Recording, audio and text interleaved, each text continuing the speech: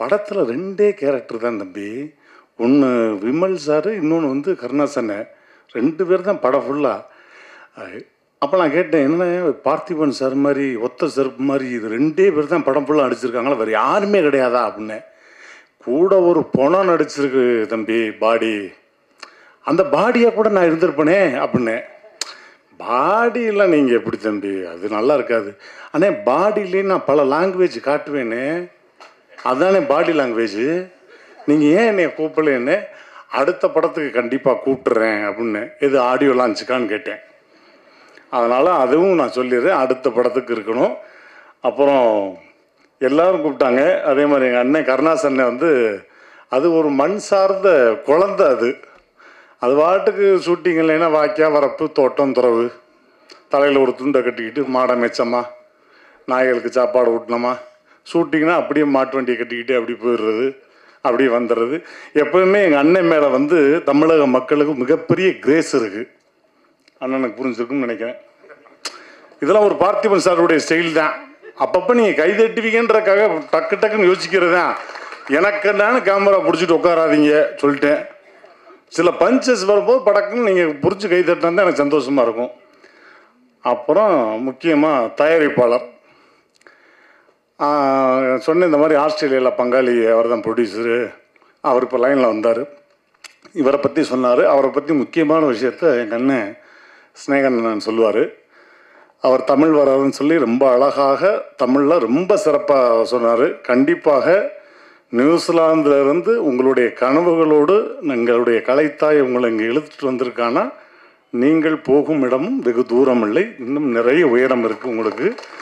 அதற்கு எங்களுடைய தமிழ் இண்டஸ்ட்ரியில் பக்கபலமாக எத்தனையோ பேர் இருக்கிறார்கள். அதற்கு மிகப்பெரிய வாழ்த்துக்கள் அப்படின்னு. எப்படின்னு மாப்பிள்ளையும் பங்காளியும் எப்படி இவருக்கு பழக்கம் அப்படின்னு, கிளாஸ்மேட்டு அப்படின்னாங்க. அப்படி ஒரு கிளாஸ்மேட்டுன்னா என்ன கிளாஸ்மேட்டு அப்படின்னு, ஸ்கூலில் படிப்பாங்கள்ல அந்த மாதிரி கிளாஸ்மேட்டு அப்படின்னாரு. அப்போ நான் சொன்னேன், இந்த மாதிரி கிளாஸ்மேட்டாக இருக்காது, நீங்கள் கிளாஸில் தான் ஆரம்பிச்சிருக்கீங்க, ஃபுல்லில் இருக்கீங்க. அதாவது படம் ஃபுல்லாக முடிஞ்சிருக்கு. இதற்கான போதை ஒரு கலைஞனுக்கு முக்கியமான போதையே கைத்தட்டல் தான். அந்த கைத்தட்டலும் என்னும் போதை கூடிய விரைவில் இந்த படத்துக்கு வரும். அப்போ நீங்கள் என்ஜாய் பண்ணுவீங்கண்ணே அப்படின்னு ரொம்ப சந்தோஷப்பட்டாப்புல. கடைசியாக இப்போ மாப்பிள்ளைக்கு வர்றேன். மாப்பிள்ளை சும்மா பேசினாலே காது கேட்காது. இதில் உடம்பு வேற சரியில்லையா? இல்லைங்க, எனக்கு ஒரு மன வருத்தம். எல்லாரும் கூப்பிட்டீங்க, என் வீட்டில் நல்லது கெட்டதுன்னா முதல்ல என் மாப்பிள்ளை நிற்பாப்புல. மாப்பிள்ளை வீட்டில் நல்லது கெட்டதுன்னா முதல் ஆளாக நான் நிற்பேன்.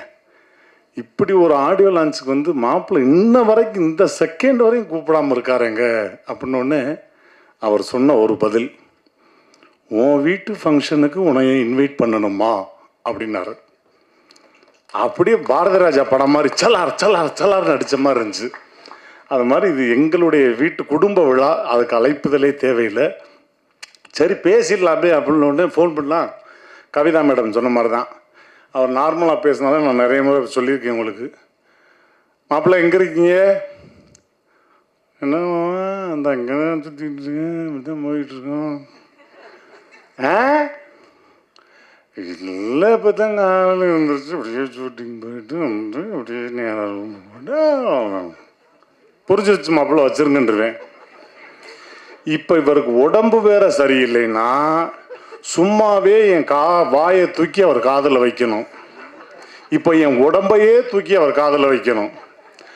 ஆமாம் மாமா, காலையிலேருந்து உடம்பு முடியல, ஒரே வயிற்றால வாந்தியமாக இருக்கு.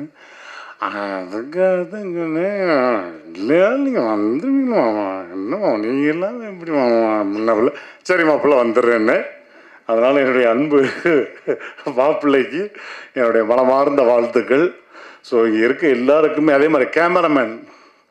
பொதுவாக நான் வந்து உயரிய கேமராமேனை பார்த்துருக்கேன், ஆனால் இப்படி உயரத்தில் கேமராமேனை இப்போ தான் நான் பார்க்குறேன்.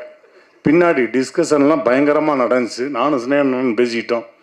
ஏன்னா இவருக்கெல்லாம் வரும்போதெல்லாம் கிரேன்லாம் வச்சுருக்கவே மாட்டாங்கல்ல. கிரேனுக்கு எதுக்குடா வாடகையை கொடுத்துக்கிட்டு, தூக்கி அவர் தலைமையில வைடா, அதுவே ஒரு கிரேன் தான்டா. அவரையே 2 தடவை கீழே உட்காந்து எந்திரிச்சு போக சொல்கிறா, கரெக்டாக இருக்க முடியாதுன்னு. அவர் சொன்னார், காரில் வந்து லைட்டு உட்காரக்கூட இடம் இல்லை, இதெல்லாம் அவங்களுக்கு இல்லை அவருக்கு. பிரச்சனை அவருக்கு. ஏன்னா கேமரா அப்படி வச்சிருந்தா இவர் படுத்துக்கிட்டு தான் எடுத்திருக்கணும். ஸோ அவருக்கும் போகும் இடம் வெகு தூரம் இல்லை, இன்னும் நிறைய உச்சத்திற்கு போவார். இந்த மாதிரி அதே மாதிரி இயக்குனர் முக்கியமாக சொல்லணும், எனக்கும் இந்த படத்திற்கும் இந்த பிரசாத் லேபுக்கும் எந்த சம்பந்தமும் இல்லை என்பது போல் இன்றைக்கு காட்சியளித்தார். நானும் வலை வீசி தேடினேன் இந்த படத்தினுடைய இயக்குனர் யார். ஏன்னா ஒரு படம் எடுத்த டைரக்டர்னா என்ன பண்ணுவானுங்கன்னு எனக்கு தெரியும். வளர்ந்த இயக்குனர்கள் எப்படி அனுசரித்து போவாங்கன்னு தெரியும். ஆனால் அதுக்கு நடுவில் இப்படியும் ஒரு இயக்குனர், அவர் சொன்ன மாதிரி அவர்கிட்ட குருவாக இருக்காரு, அவர் ஸ்டூடெண்ட்ன்றப்ப எப்படி இருக்கும், விஷயம் உள்ள ஆள் தான். எனக்கு இதுக்கும் எந்த சம்பந்தம் இல்லாமல் அப்படி ஓரத்தில் நிற்கிறார். ஒரு தடவை எந்திரிச்சிருக்கேன், அவங்களுக்கே கன்ஃபியூஸ் யார் டைரக்டர்னு. ஸோ அவருக்கும் போகும் இடம் வெகு தூரம் இல்லை, இன்னும் நிறைய படங்கள் எடுத்துக்கிட்டே இருக்கணும். மாப்பிள்ளை எல்லாரோடையும் சேர்ந்து நீங்கள் ஒர்க் பண்ணிக்கிட்டே இருக்கணும். மியூசிக் டைரக்டர் இன்றைக்கி விழா நாயகன், அவருக்கு 4வது படம். 4வது படம் இல்லை, 40 படம் பண்ணணும். அப்பப்போ மாப்பிள்ளை நானும் கொஞ்சம் நடிப்பேன். மாப்பிள்ளை மன்னர் வகையராக்க போகிறோம், நானும் என் மாப்பிள்ளை இன்னும் ஒன்று சேராமல் இருக்கும். இப்போ அடுத்து எழில் சார் படத்தில் ஒன்று சேர போகிறோம். அதுக்கப்புறம் கலகலப்பில் என்னன்றது தெரியல, எப்படின்னு பார்ப்போம். மாப்பிள்ளை இதெல்லாம் அப்பப்போ போட்டுக்கிறது தான், அது காற்று வாக்கில் அங்கிட்டு போயிடுச்சு, அப்படி போன் கால் வந்துடும், அப்புறம் ஒன்று சேர்ந்துக்குருவோம். அந்த மாதிரி இந்த விழாவை சிறப்பிக்க வந்த அனைவருக்கும் எங்களுடைய மனமார்ந்த நன்றி. டெக்னீஷியன்ஸ் எல்லாருக்குமே ரொம்ப ரொம்ப நன்றி. கூடுதல் நன்றி அண்ணன் கோகுல் அண்ணன் தாமு அண்ணனுக்கும் என்னுடைய மனமார்ந்த நன்றி. Thank you. I love you all.